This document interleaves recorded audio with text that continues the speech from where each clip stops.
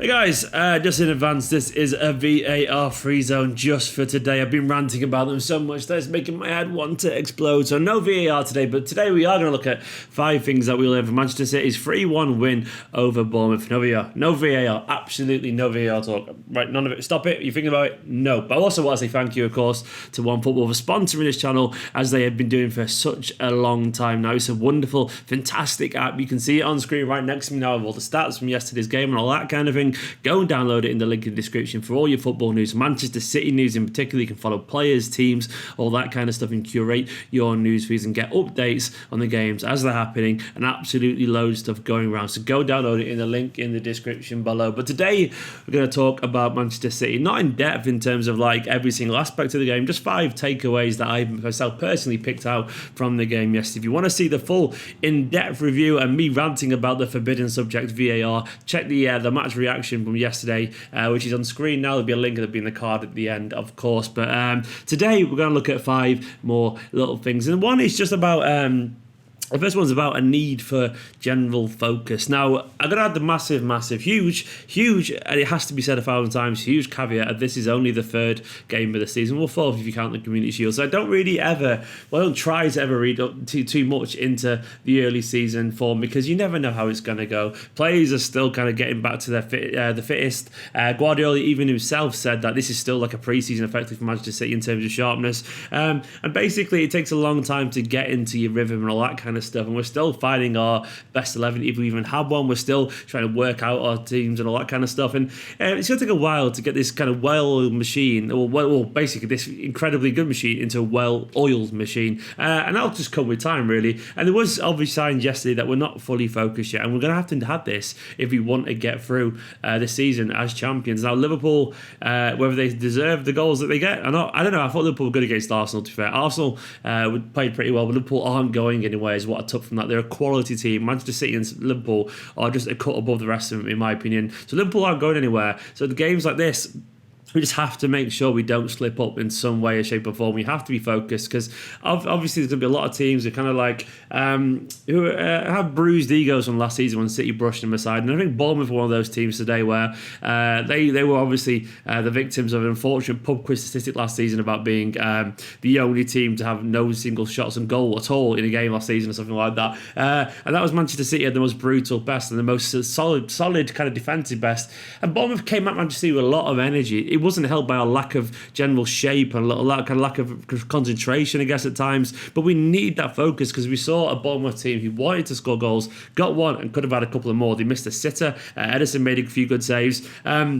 This is Bournemouth basically coming at Manchester City, and if we're not fully prepared for that, we're expecting teams to sit a little bit deeper, and then they come out with a little bit of energy, aggressive. They could take us by surprise. So we have to show how focused we are, and we also have to use, and this is the next point, a nice segue into that, our squad depth. Now, the frightening thing for me is that we've got players not playing at the moment who 100% probably deserve to be playing some kind of football. Mahrez in particular, he was absolutely fantastic on the first day of the season. He's a brilliant, honestly, top-class player, and I suspect he will play for what it's worth against Brighton. He will start, especially given his heroics last season against Brighton on the last day of the season. But he's a good example of how hard it is to get into this team. I mean, it's one of those things where I want to see Morris start games, of course I do, but at the same time, as a Manchester City fan, I can't really complain seeing Bernardo and David Silva start games. You know, like, I can't. Like, if Morris started, I'd be fine with that. If David Silva and Bernardo starts, I'm fine with that, because they're all quality players. And Bernardo was arguably our best player this last season, and David Silva is possibly my favourite Manchester City player ever. You know, so I'm never going to complain about Morris not starting ahead of those two. It doesn't mean I don't like Morris, and for those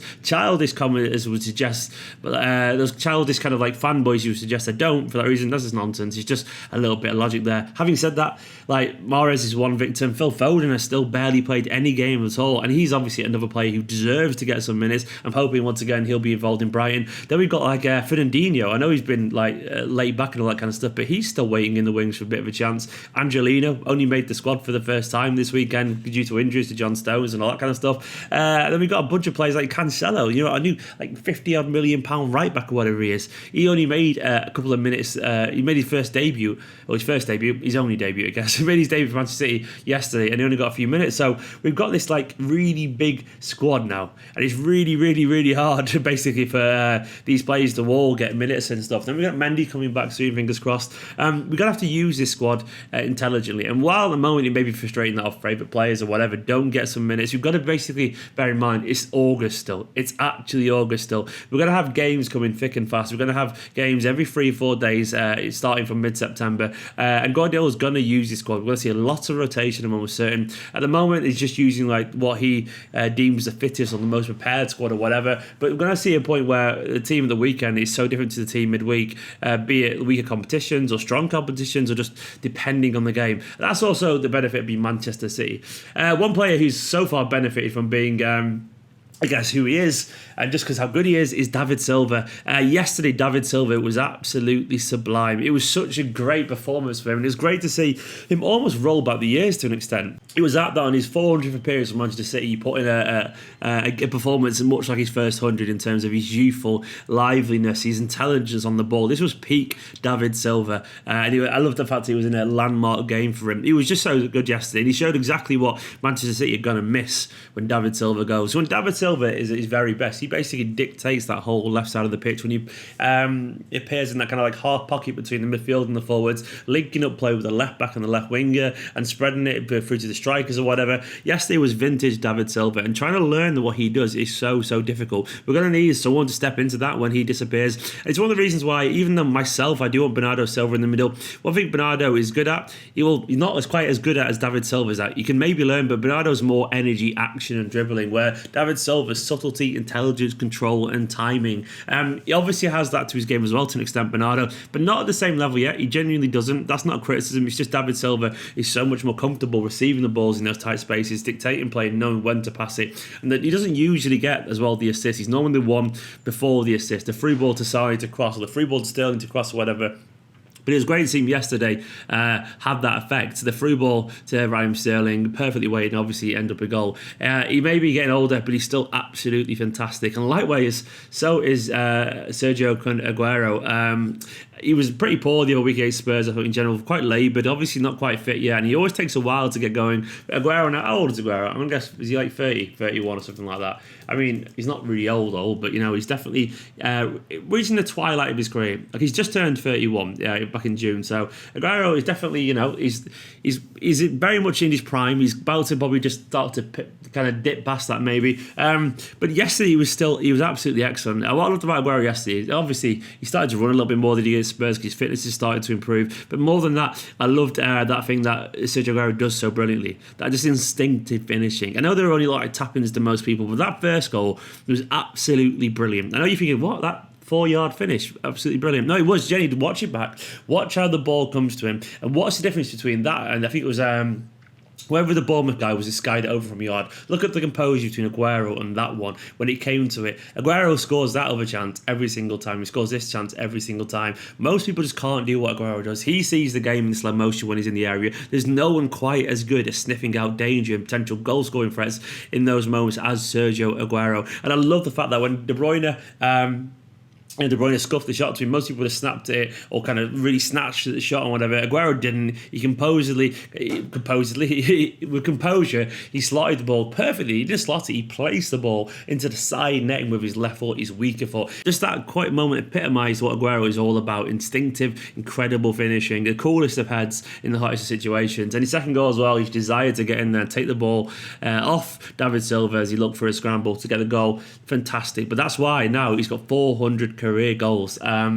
Just insane. 400 career goals for Aguero with 400 games for David Silva. I think he's got how many has he got for Manchester City? I can't even remember. It's something silly. He's got 235 or something like that. Either way, it's a lot of goals for Manchester City. Aguero, what a player. I'm going to miss him when he goes. And finally, and I can't wait to talk about this, Rodri is ridiculous again, once again. The game I think we can understand why we started Gundogan. We probably thought, you know what, we could probably stroll this game based off last season where we had all the ball and all possession, all that kind of stuff. We probably thought Bournemouth will sit back, we'll control the game. But it just so happened that basically Bournemouth had energy, they were running at people, and Gundogan had one of those games where he can't defend. We know he can't really defend, but normally he's just kind of good enough on the ball to kind of keep it ticking over. Yesterday he was a little bit flustered in possession, not quite as kind of metronomic as he usually is, and the game was crying out for Rodri, and we were all hoping that when he came on he'd make a difference, and he really did. I really wanted him on. I was there tweeting away as you always do, because I'm a gobshite and that, going, get Rodri on please, Pep, and all that kind of stuff. And he came on. I can't believe how good he was. From that moment onwards, the game genuinely shifted in Manchester City's favour. It was end to end. Looks like Bournemouth were about to get back into it, but he just brought this cool, steady, giant kind of presence to the game. He reminded me a little bit in terms of obviously didn't play like Yaya, but when Yaya was on the ball, you felt like he was never going to be dispossessed. He generally had that aura of just like a big guy who could just push people away from him. And Rodri, when he came on, had this big composure with the ball, constantly moving on, never looking flustered, and putting those niggly little fouls in, the niggly little tackles that are so important to a game. Rodri has gone from being this new guy, a record signing, to someone I already think is possibly indispensable to this team. He's such a big presence. He's already better than Gundogan and Fernandinho, in my opinion, as a number 6 and moving the ball forward. He's just so instinctive to him. He's such a better passer there. And defensively, he's miles better than Gundogan. Probably not quite as kind of wily and as clever in the tackle as Fernandinho. Yeah, he definitely can't cover the ground in the same way. But he's still absolutely fantastic. The best kind of compliment I can say to Rodri is that he calms the team down immediately with his presence. And also, even better than that, is that I was worried about a future where Fernandinho wasn't going to be at Manchester City. Now we've got Rodri, and I'm no longer worried, which says it all. That is the highest possible praise I can give any number 6. I thought it was always an impossible task. If anything, it could be that we have evolved into not better version, but definitely an interesting, different version without losing anything at all. Rodri is the real deal. He's absolutely fantastic. Anyway, guys, that is just my take on this game. As I told you, it was a VAR free zone. Go watch the game video from yesterday if you wanted some rant about that. I can't be arsed today. I want my head not to explode. For now, though, make sure you hit the subscribe button. I want to say thank you as ever to all the latest patrons and all that kind of stuff. Make sure you go watch the video from yesterday. Like, subscribe, comment, all the usual stuff. Thank you as ever for supporting this channel. I'm so close to 30k. Genuinely so close to 30k. So get me there pretty soon if you can. Fingers crossed. I love you all. Loads in a bit.